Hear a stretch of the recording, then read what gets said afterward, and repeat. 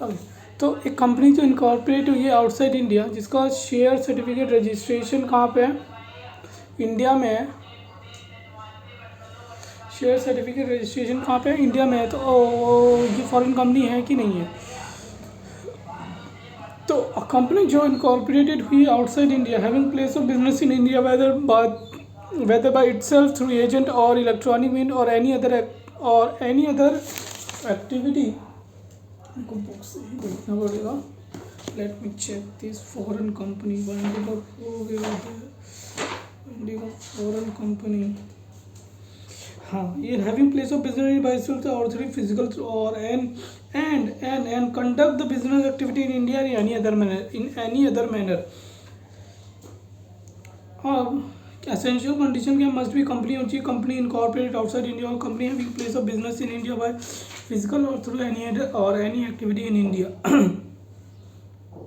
Electronic mode में क्या आ जाता है? इलेक्ट्रॉनिक मोड में आ जाता है तुम्हारा बी टू बी ऑफर करते हैं एक्सेप्ट करने का और इनवाइट करते हैं deposit.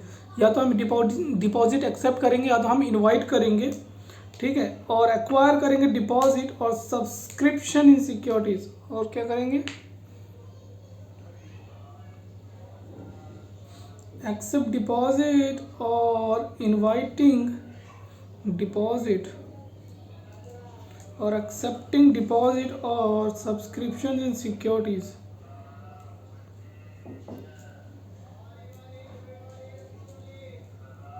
In India from India financial statement जो है, financial statement web based marketing advisory और transactional service, database service and product supply chain management.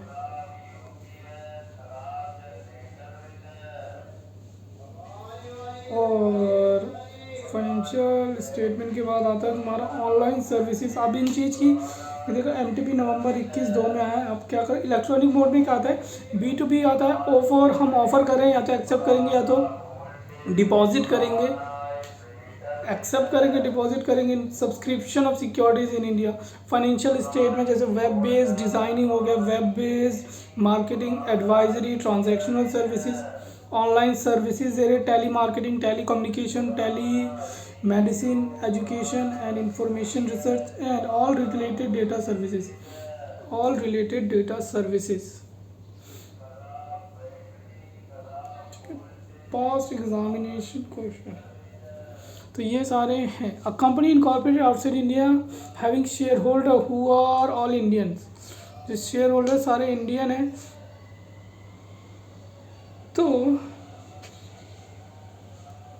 Okay, तो जो कंपनी कंपनी जो इनकॉर्पोरेटेड आउटसाइड इंडिया और जो सारे शेयर होल्डर है कंपनी के, वो सारे इंडियन सिटीजन। अब इसका मतलब ये नहीं है कि फॉरेन कंपनी हो जाएगी, उसका क्या होना चाहिए? एक बिजनेस होना चाहिए इंडिया में, having place of business in India whether by it's agent और इटसेल्फ और थ्रू और इलेक्ट्रॉनिक मीन्स, और उसका बिजनेस एक्टिविटी होनी चाहिए इंडिया में। क्या होनी चाहिए? Conduct any business activity in India any other manner.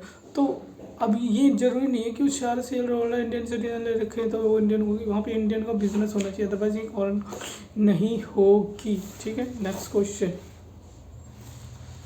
Document बताने कौन कौन से डॉक्यूमेंट डिलीवर करने पड़ेंगे। पहले तो with in 30 days of incorporation आप किसको ROC की करोगे? ROC की किसको करोगे? जो जिस स्टेट में रजिस्टर्ड हुई है और जिस स्टेट में रजिस्टर्ड हुई है उस स्टेट की ROC की करोगे, और दूसरा और जो दिल्ली में ROC है उसको करोगे। डॉक्यूमेंट क्या क्या लगेंगे? आपका लगेगा स्टैट्यूट्स डॉक्यूमेंट, आर्टिकल और मेमोरेंडम, और क्या है, और अदर डॉक्यूमेंट विच रिक्वायर्ड। अगर वो इंग्लिश में नहीं है तो सर्टिफाइड कॉपी ऑफ इंग्लिश की चाहिए, certified copy of English language, ठीक है, वो होनी चाहिए। और हमें चाहिए principal place of business and name and address of the principal place of business, ठीक है। Opening and closing of businesses in India, आपने कितना और ओपन क्लोज करा है, नेम एंड एड्रेस। हमें सारे डायरेक्टर का list of all director and secretary and their names and address and name and address and एक और चीज़ है, क्या है, secretary of the company country, name and address, nationality चाहिए हमें, और नेम एंड एड्रेस चाहिए किसका, नेम्स एंड एड्रेस किसका चाहिए, वो जो कंपनी के बिहाफ पे एक्ट कर रहा है, और जो नोटिस जिसको हम डिलीवर कर सकें, ठीक है, नोटिस हम जिसको डिलीवर कर सकें, और फुल एड्रेस चाहिए, ऑफिस और place of principal, office of the company in India is to be deemed, क्या हो जाएगा, डीम्ड हो जाएगा, ठीक है, और फुल एड्रेस ही हमें ऑफिस का जो इंडिया में है, who is to be deemed, जो क्या है वो deemed principal place of business है, ठीक है, और हमें पर्टिकुलर चाहिए opening and closing of a business, जो आपने ओपन और क्लोज करे बिजनेस इन इंडिया में, particulars opening and closing of a business and closing of a place of business in India on earlier occasion or occasions, declaration that कि भैया कोई भी director जो है, हमें डिक्लेरेशन देनी, कोई भी डायरेक्टर जो है वो क्या नहीं है कंपनी का, और ऑथराइज रिप्रेजेंटेटिव जो है इंडिया में वो कन्विक्टेड नहीं है और डिपार्टेड नहीं है from formation of the company और द मैनेजमेंट इन इंडिया और अब्रॉड, और एनी अदर इन्फॉर्मेशन जो उसको चाहिए होगी। तो ये सारी इन्फॉर्मेशन रजिस्ट्रार को करना है विद इन 30 डेज़ में दिल्ली के, और जहाँ पे वो रजिस्टर्ड हुई है। ओके, तो यहाँ पे एक क्वेश्चन है भैया, एक एक्स कंपनी है जो इनकॉर्पोरेट हुई कहाँ पे, यूके में, और ट्रेडिंग एक्टिविटी कर रही है कहाँ पे, चेन्नई में, ठीक है, और उसका कंपनी ने क्या नहीं करा, ऑब्टेन नहीं करा और ना कोई अरेंजमेंट करी, किस चीज़ के लिए, जीएसटी रजिस्ट्रेशन के लिए। तो जीएसटी ऑफिसर ने भैया क्या करा कि शो कॉज नोटिस दे दिया फॉरेन कंपनी को, और मैं एक स्टैंडिंग काउंसिल हूँ डिपार्टमेंट का, मैं एडवाइस करूँगा जीएसटी ऑफिसर को कि भैया उसने वैलिड सर्व करा है नहीं करा। तो देखो एक्स कंपनी है जिसको रजिस्टर करा है इसने, यूएस की इनकॉर्पोरेट हुआ है, यहाँ पे रजिस्ट्रेशन लिया, तो वो लायबल है जीएसटी के रजिस्ट्रेशन के लिए, उसने जीएसटी का रजिस्ट्रेशन नहीं लिया, ठीक है, एंड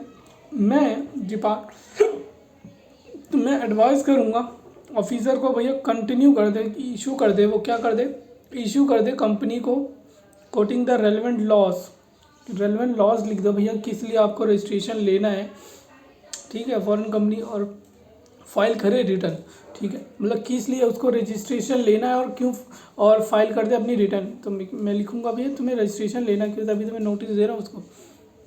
और जो जीएसटी ऑफिसर है उसके पास इज़ राइट इन इस कंटेंशन, वो क्या है, वो सही अपनी कंटेंशन में कि वो प्रिंसिपल प्लेस ऑफ कहाँ पे है, principal place of business Chennai में है, तो उसको क्या रजिस्ट्रेशन लेना है जीएसटी में और फाइल करना है। और कैसे करेगा, जो नोटिस किसको कौन से एड्रेस पे करेगा भैया, जो नोटिस उसी एड्रेस पे देगा जो आरओसी को उसने दे दिया था, और इलेक्ट्रॉनिक मोड में जैसे उसको करना है वैसे कर सकता है उस एड्रेस पे जो आरओसी के पास है, क्योंकि आरओसी को देते हैं ना। ओके, तो यहाँ पे क्वेश्चन है कि भैया जो कंपनी है एबीसी लिमिटेड, ये फॉरेन कंपनी है, वो फेल हो गई, क्या करने में, डिलीवर करने में document to registrar of companies को, जो उसको विद इन 30 डेज करना होता है। अब बताओ कि उसका जो फेल हो गया उसकी पेनल्टी क्या लगी, which can be levy of its company. तो अगर कोई फॉरेन कंपनी फेल हो जाती है कंप्लाई करने में प्रोविज़न ऑफ दिस चैप्टर, इस चैप्टर का प्रोविज़न करने में, तो जो फॉरेन कंपनी है उसको एक नॉट लेस देन 1 लाख विच में एक्सटेंड टू 3 लाख, ठीक है, और क्या कंटिन्यूइंग डिफॉल्ट है तो 50,000 per day, 50,000 rupees per day. भाई साहब इतनी तो महीने की सैलरी नहीं होती लोग की। और ये तो कंपनी पे है, अब ऑफिसर पे कितना, नॉट लेस देन 25,000 विच में एक्सटेंड टू 5 लाख। लो जिस पूरे साल में नहीं मिलती आप उसको इतनी बढ़ा रहे, 25 से 50, वाह, 25 से 5 लाख, वाह वाह जी वाह वाह। नेक्स्ट क्वेश्चन देखते हैं। ओके, तो यहाँ पे एक क्वेश्चन है, बड़ा मस्त क्वेश्चन है, मस्त सिंपल सी बात है ये। अब लायबिलिटी जो है जो मेंबर स्टाइल लिमिटेड की, वो क्या है, वो लिमिटेड जो सिंगापुर में है, ठीक है। अब वो कंपनी क्या सोच रही है, वो हम क्या करें, बिजनेस स्टार्ट करेंगे मुंबई में बिजनेस स्टार्ट करेंगे। उसने अंधेरी में मुंबई में स्टे वो ले लिया, ऑफिस भी ले लिया इस पर्पज़ के लिए।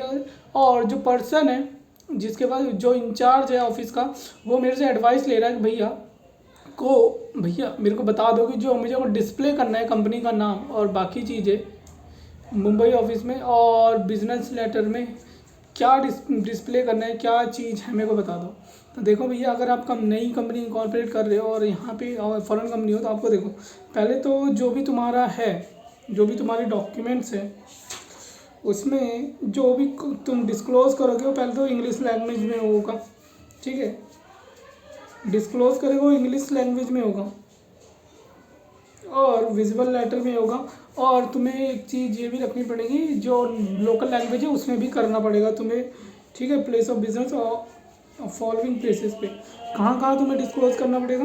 क्या डिस्क्लोज करना है, क्या डिस्क्लोज करना है वही तो बता रहा हूँ। Name of the company, liability, और कहाँ पे ये कौन सी कंपनी, मतलब कौन सी कंट्री की, कौन सी कंपनी में इनकॉर्पोरेट हो, कौन सी कंट्री में इनकॉर्पोरेट हुई है, नेम ऑफ द कंपनी और कंट्री इन विच इनकॉर्पोरेटेड और the liability of the member.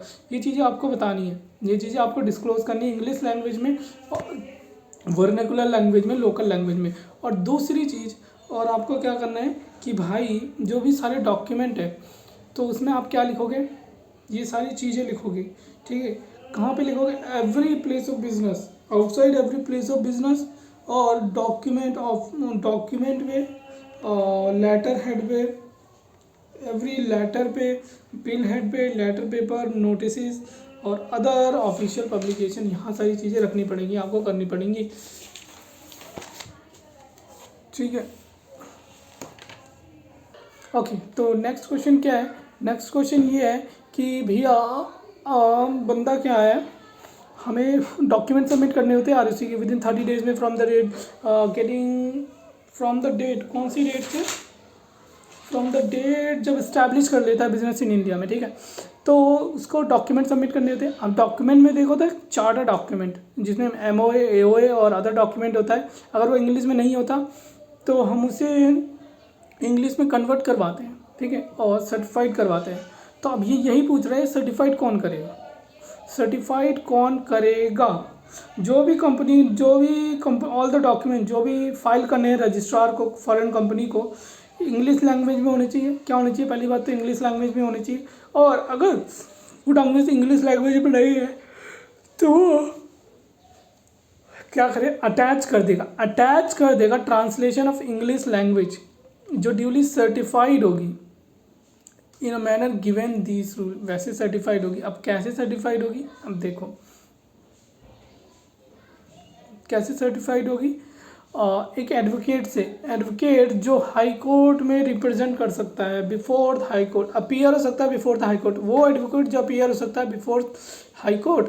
और एक एफिडेविट किसका होगा, ऐसे बंदे का जो रजिस्ट्रार की ओपिनियन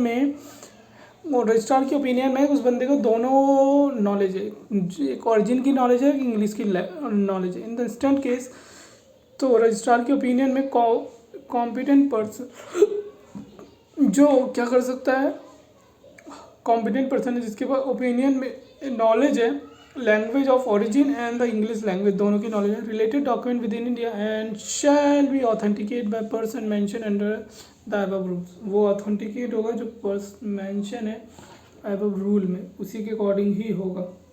ओके, तो ये क्वेश्चन भी खत्म होता है। नेक्स्ट, ओके, यहाँ पे हमारे रिपीटेड क्वेश्चन है तो फिर भी मैं एक बार रिपीट कर देता हूँ, मतलब बोल देता हूँ तो अच्छी बात है आपके लिए। तो पहला ये पूछ रहा है, एक कंपनी जो इसका कोई प्रिंसिपल प्लेस ऑफ बिजनेस, जिसका कोई बिजनेस नहीं है इस्टेब्लिश इंडिया में yet doing online business through telemarketing, तो भैया है company incorporated outside India having place of business in India by itself और थ्रू एजेंट और electronic mode and conduct activity in India, conduct business activity in India whether any other mode, किसी भी तरीके से कर सकता है।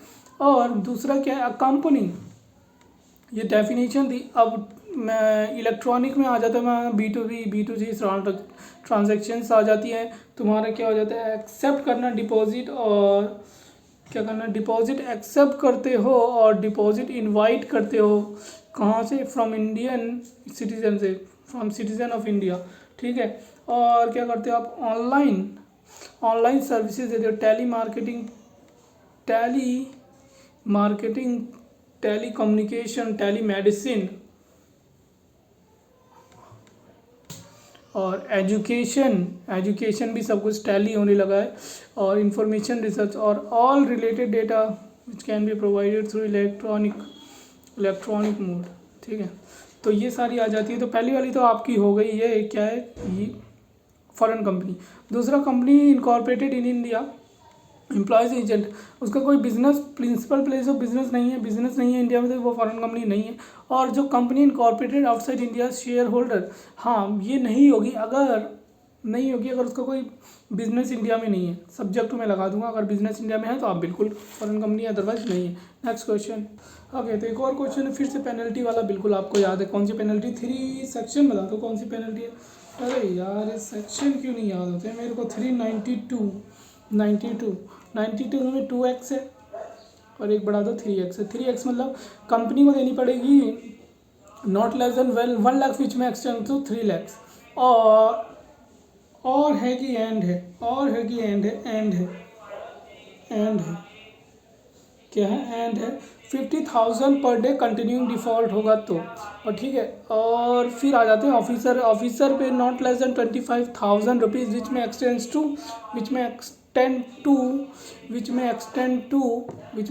टू फिर 5 लाख रुपीज़, ठीक है। नेक्स्ट क्वेश्चन देखते हैं। एक और आगे फॉरेन कंपनी की डेफिनेशन। पहला पूछ रहा है कि भैया एक कंपनी जो इनकॉर्पोरेट हुई आउटसाइड इंडिया, उसने एक रशिया में इनकॉर्पोरेट, उसने इंस्टॉल कर दिया एक main server in Moscow for maintaining office as automation software by cloud computing of its client in India. तो क्लाउड कंप्यूटिंग, तो यहाँ पे क्या करा, cloud computing for its client in India, thus can be said that the company अभी have a place of business in India through electronic mode as conducting business activity in India, conduct कर रहा है business activity, तो ये हो जाएगा foreign company. Company which incorporated outside India, place of business नहीं है, बिल्कुल भी फॉरेन कंपनी नहीं है। अ company incorporated outside India, registered place of business in India. X जो है वो सोर्स कस्टमर से क्या करवाता है, एंट्री करवाता है, तो बंदा ये क्या है, ये थ्रू एजेंट के कर रहे हो। और जो कंपनी इनकॉर्पोरेट हुई है outside India and financial strategy decisions ले रहे हो आप, बस यहाँ पे कोई बिजनेस एक्टिविटी नहीं कर रहे तो फॉरेन कंपनी नहीं है। ये यहाँ भी ये खत्म हो गया। नेक्स्ट, ओके, तो यहाँ पे क्वेश्चन है कि भैया एक कंपनी है जो ऑस्ट्रेलिया में रजिस्टर्ड है, एस्टैब्लिश करा है उसने बिजनेस इंडिया में, उसने फाइनेंशियल ईयर 31 मार्च के प्रिपेयर करे रेफरिंग द प्रोविजन। अब हमें बताओ क्या इंडियन कंपनी के ऑडिट होंगे, मतलब कि जो इंडिया की बाहर की है यहाँ के ऑडिट होंगे, हाँ होंगे, तो कौन करेगा, हाँ बिल्कुल ऑडिट होंगे, कौन करेगा, चार्टर्ड अकाउंटेंट इन प्रैक्टिस और LLP chartered accountant in practice, audited by chartered accountant in practice और फर्म और LLP, chartered accountant by practising chartered accountant in India और अ फर्म, और एलएलपी में जो प्रैक्टिसिंग चार्टर्ड अकाउंटेंट है, LLP किसकी, form of practising chartered accountant, ठीक है, एलएलपी किसकी, form of practising chartered accountant, ठीक है। तो अब सेकंड क्वेश्चन है क्या, what is the due date of filing audited financial statement, आपको विद इन 6 मंथ आपको फाइल करनी है from the end of the financial year, और स्पेशल केसेस में आपको 3 मंथ्स एक्स्ट्रा दे दिए जाएंगे, अदरवाइज आपको नहीं मिलेगा। फिर थर्ड क्वेश्चन क्या है, what is the effect of the contract entered by Indian company PSS, अगर वो फाइनेंशियल स्टेटमेंट फाइल नहीं करेगा, इफेक्ट क्या होगा कॉन्ट्रैक्ट पे इफेक्ट होगा। थर्ड पर्सन ने जो आपसे किया है कॉन्ट्रैक्ट, उसका तो वैलिड रहेगा, उसमें कोई दिक्कत नहीं है, बट जो आप क्या होगा, आप शू नहीं कर सकते, कुछ नहीं कर सकते, फाइल नहीं कर सकते। और एक बार रीड कर देता है इसको, 393 के अकॉर्डिंग अगर कोई फेल हो गया कंपनी फाइल करने में, तो शैल not affect the validity of any contract, कुछ अफेक्ट नहीं होगा, वैलिडिटी का कोई अफेक्ट नहीं होगा, वैलिड नहीं होगा, shall not affect the validity of any contract, dealing और transaction entered into by company, और its liability to be sued in respect of, उसके पे शू हो सकता है, बट किस पे नहीं हो सकता, यहीं से पर। अगर कोई कंप्लाई नहीं करता, थर्ड पार्टी अगर कंप्लाई नहीं करता तो क्या होगा, मुझे जो थर्ड पार्टी कॉन्ट्रैक्ट है वैलिड रहेंगे, बट आप किसी और पे शूट फाइल नहीं कर सकते। क्या नहीं कर सकते, आप किसी और पे शूट फाइल नहीं कर सकते जब तक आप कंप्लाई नहीं कर देते।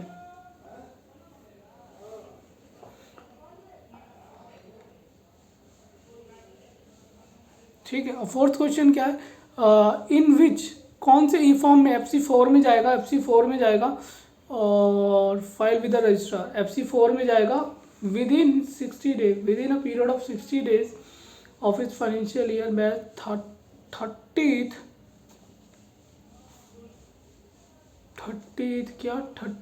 डे में। ठीक है। ओके ओके, तो नेक्स्ट क्वेश्चन ये है कि जहाँ पे जो दिया हुआ है क्या, जो हाँ, एक कंपनी MLA लिमिटेड एक फॉरेन जॉइंट वेंचर है, उसने इस्टेब्लिश करा है बिजनेस इंडिया में और IFRS फॉलो करता है। ठीक है। उसका फाइनेंशियल स्टेटमेंट जो प्रिपेयर हो रहा है जनरल लैंग्वेज में हो रहा है, और desire to know the following submission to financial statement, registrar को हम करेंगे तो कैसे करेंगे। पहला, submission of financial statement in general language. आपको जनरल लैंग्वेज में नहीं करना चाहिए, इंग्लिश लैंग्वेज में करना है। अगर इंग्लिश लैंग्वेज में नहीं है तो आप क्या करवा लो, आप उसको ट्रांसलेट करवा लो, सर्टिफाइड ट्रांसलेशन से ट्रांसलेट करवा लो। अगर नहीं है तो certified translation thereof in English language, क्या करो, certified translation thereof in English language shall be annexed होना चाहिए, एनेक्स एंड सबमिट कर दो ROC को। ठीक है। अब format of financial statement as per IFRS, format of financial statement as per IFRS नहीं, आपको consolidated financial statement as per schedule 3 के अकॉर्डिंग बनेंगे। Manner of consolidation, the consolidation financial statement of the shall be made according to the provision of schedule 3 of the act and the applicable accounting standards. ठीक है। फिर third question क्या है, how authentication of financial statement is to be done.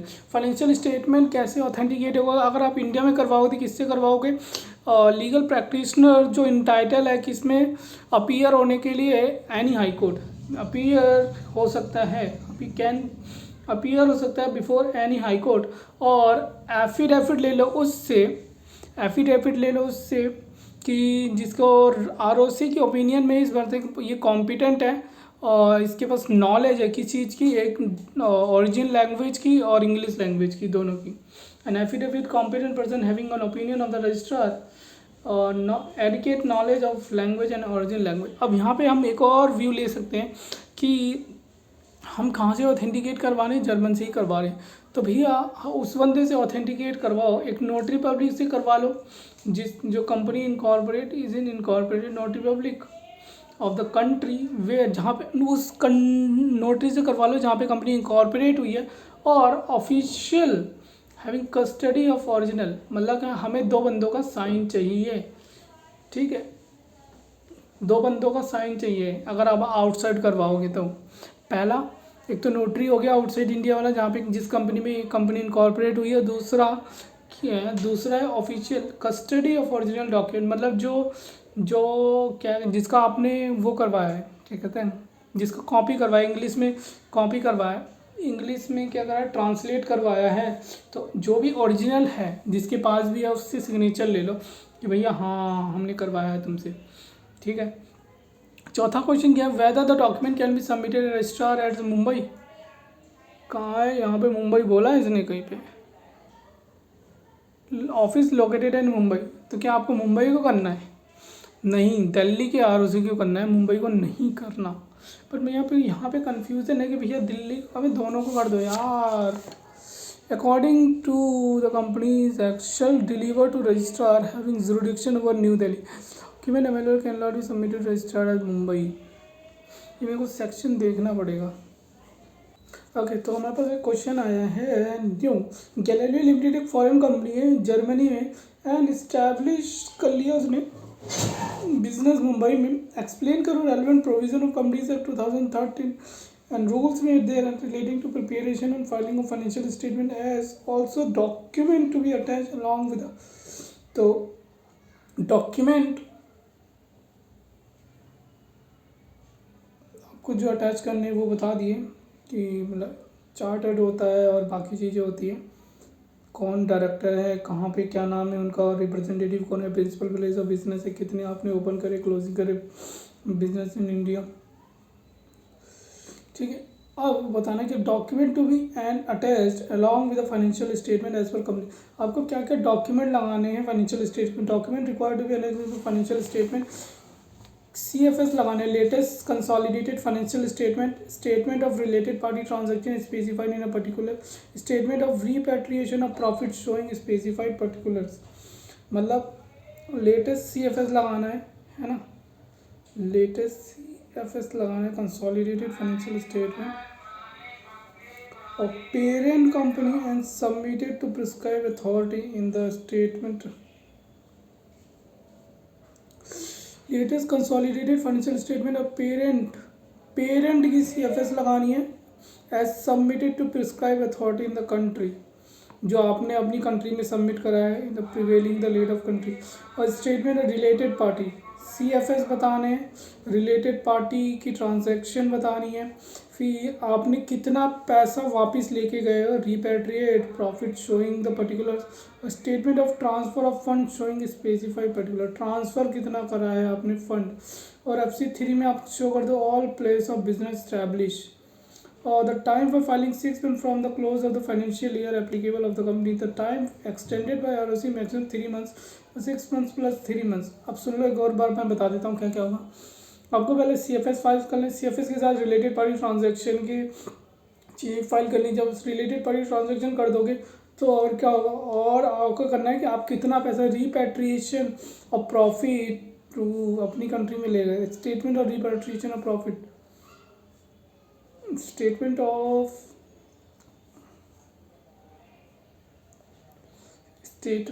of showing repatriation of profit, statement of showing repatriation of profit। ठीक है, and statement of transfer of funds showing specified particulars, statement or transfer of funds showing specified particulars।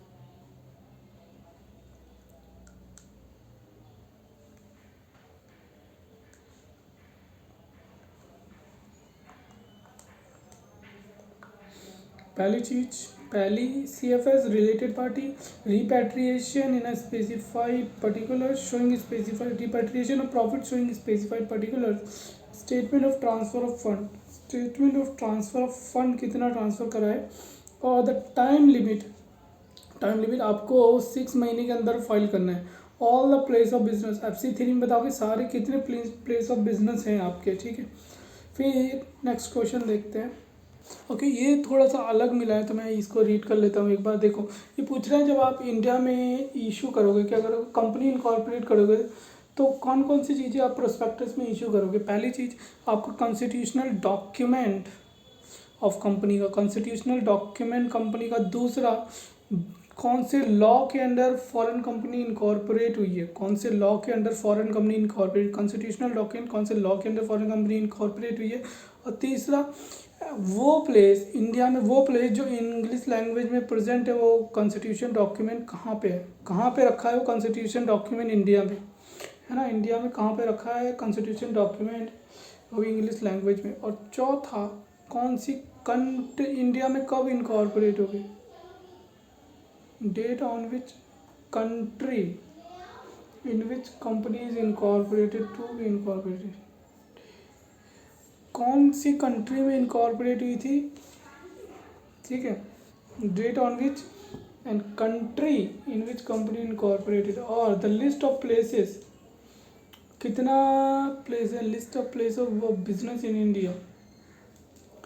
In addition, इसके अलावा क्या करना है, जो matter 26 section में लिखे वो भी बताने। अगर कोई कंपनी इशू करती है prospector after 2 year from the date of eligibility of commence business, जब वो एलिजिबल हो गया बिजनेस कमेंस करने के लिए, उसके 2 साल बाद इशू करती है प्रोस्पेक्टस, तो ये सारे मैटर आपको 103 में लिखने, आपको नहीं डालने। ठीक है, तो क्या कॉन्स्टिट्यूशन डॉक्यूमेंट कहाँ पे रखा हुआ है, और कौन सी कंट्री में इनकॉर्पोरेट हुई है कंपनी, और कौन सी डेट को हुई थी, और कौन सी कंट्री में हुई है, कौन से लॉ में इनकॉर्पोरेट हुआ है कंपनी, कौन सी डेट को और कौन सी कंट्री में हुआ है, और ड्राफ्ट कॉपी रखनी है हमें उसकी लॉ की।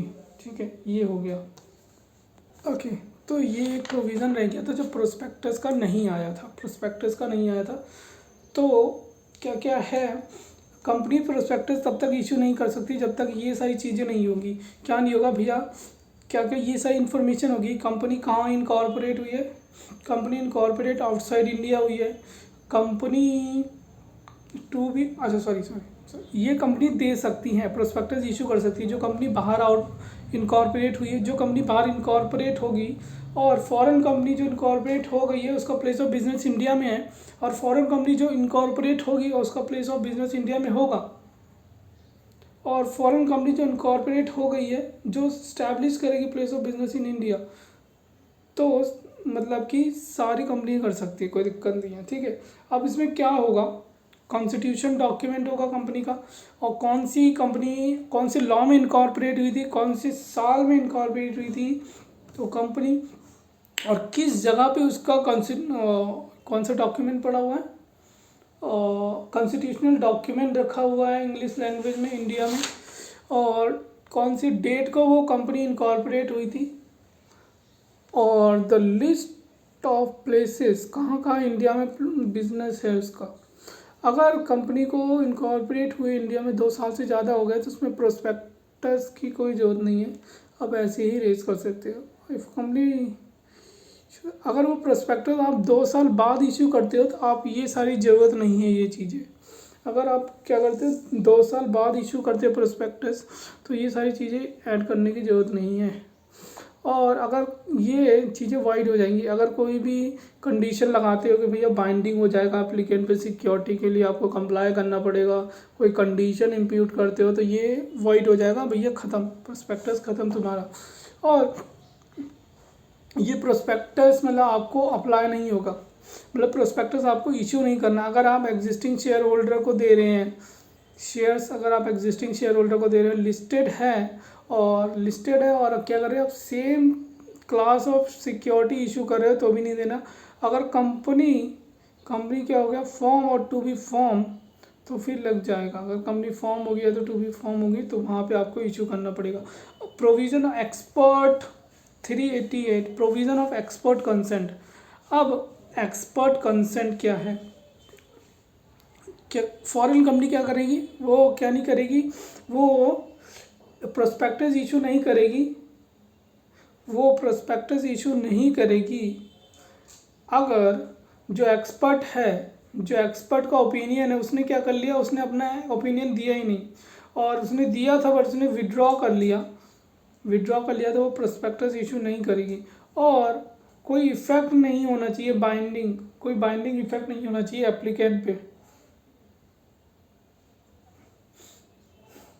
वरना वो इशू नहीं कर पाएगी। ठीक है, अगर कोई स्टेटमेंट लिखी हुई है एमओए में और रिपोर्ट में, जो इंक्लूड कर दी प्रोस्पेक्टस में, कोई स्टेटमेंट लिखी हुई है एमओए में और एओ में रिपोर्ट में, तो हमने उसमें रिपोर्ट में इशू कर दिया और प्रोस्पेक्टस में इशू कर दिया, तो इसका मतलब हमने मान लिया कि प्रोस्पेक्टस में इंक्लूड हो गया। ठीक है, अब 389 रजिस्ट्रेशन ऑफ प्रोस्पेक्टस क्या है, देखो, अगर कंपनी को क्या करना है, इशू करना है प्रोस्पेक्टस इंडियन पब्लिक को, यदि, और ये सारी कंडीशन आपको कंप्लाई करनी पड़ेगी। क्या, प्रोस्पेक्टस जो होगा वो साइन होगा चेयरमैन से और 2 अदर डायरेक्टर, कंपनी के 2 डायरेक्टर से साइन होगा प्रोस्पेक्टस, और चेयरपर्सन से साइन होगा। और जो प्रोस्पेक्टस होगा क्या, वो अप्रूव होगा रिजोल्यूशन बाय मैनेजिंग बॉडी से। जो प्रोस्पेक्टस क्या होगा, अप्रूव होगा रिजोल्यूशन ऑफ मैनेजिंग बॉडी से। और जो प्रोस्पेक्टस है वो डिलीवर कर दोगे किसको, आरओसी को फॉर रजिस्ट्रेशन के लिए। और तुम्हें हर एक प्रोस्पेक्टस पे लिखना पड़ेगा कि हमने आरओसी को डिलीवर कर दिया है ये, और कंसेंट ले ली है। Prospectus shall face on the same, state करोगे ये being delivered to ROC and consent is rightfully obtained, कर लिया है आपने कंसेंट भी। अब क्या है, कंसेंट से आपको ये सारी चीज़ें एनेक्स करनी पड़ेंगी। पहला, कोई भी कंसेंट लिया है इशू करने के लिए प्रोस्पेक्टस, तो एक्सपर्ट का कंसेंट चाहिए। दूसरा, आपको कॉपी ऑफ कॉन्ट्रैक्ट देने पड़ेंगे। कॉपी ऑफ कॉन्ट्रैक्ट आपने कॉन्ट्रैक्ट करा होगा मैनेजिंग डायरेक्टर और डायरेक्टर से, और इन केस ऑफ कॉन्ट्रैक्ट अगर राइटिंग में नहीं है तो आप मेमोरेंडम भी दे सकते हो। और आपको देना पड़ेगा मटेरियल कॉन्ट्रैक्ट की कॉपी जो लास्ट 2 ईयर में आपने करे हैं। A copy of any material contract, अगर आप जो ऑर्डिनरी कोर्स ऑफ बिजनेस में एंटर नहीं हुए थे उसके चाहिए मेरे को कॉपी चाहिए मेरे को, जो ऑर्डिनरी कोर्स ऑफ बिजनेस में एंटर नहीं हुए थे।